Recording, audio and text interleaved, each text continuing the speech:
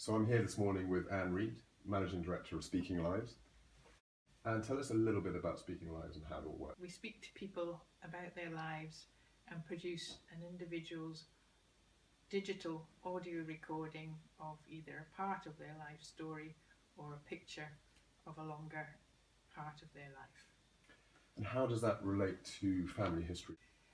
Family history and genealogy is really hard work, and doing an audio recording of somebody speaking about the events and the people that are on the family tree or in the box of photographs that we all have in the attic just brings your family tree to life. And what kind of things can they learn from that process? The perfect example is somebody who was brought up in a croft in the Highlands of Scotland, no electricity, no water. Their grandchildren who live in Essex, who have everything, as soon as they wake up in the morning, everything gets turned on. They cannot understand how you can have a life with no water and no electricity. And why does Grandpa talk in that funny accent? So you have their voices and their laughter and so much more.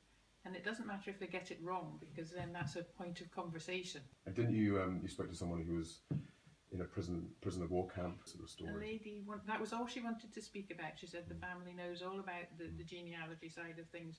So what Speaking Lives can do is allow people to talk about a specific thing.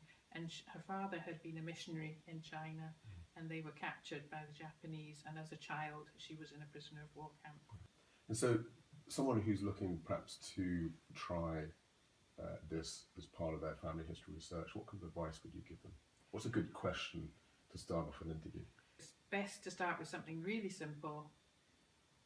Where were you born and what was the date? Why were you given your first and middle names?